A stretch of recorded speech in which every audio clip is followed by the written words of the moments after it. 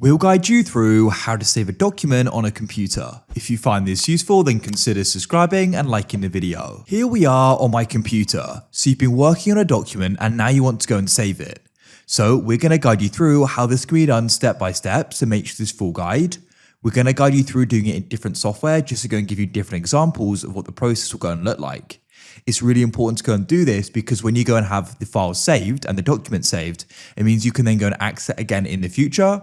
Whether it's a Word document, it's a Notepad document, it doesn't matter. We're going to guide you through this.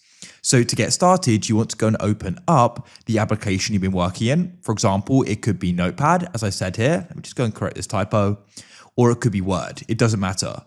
Now, what you need to do is it's going to be a similar process in different apps. What you need to do is go and head to the top left where you can go and find file. So in Word, it's right there. In Notepad, it's right here. So in Word, let's go and press file like so.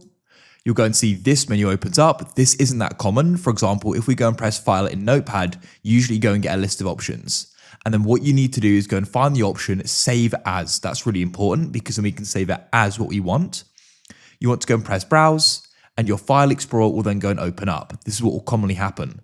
For example, if I go and do this in Notepad, I go to the top left and press file, go down and find save as, the file explorer then goes and opens up. Now, what you can do here is choose the save as type. So you can choose the type it's saved as. Because it's the Word doc, I'll do Word doc. You can then browse your computer. I'll select desktop. Then you can go and choose what to go and name it. I'll just name it as it is. And then you can go and press save. If I then come and close it, because we've now saved it, you'll go and see it's now on my desktop. I can double click on it and access it again. If you found this useful, then consider subscribing.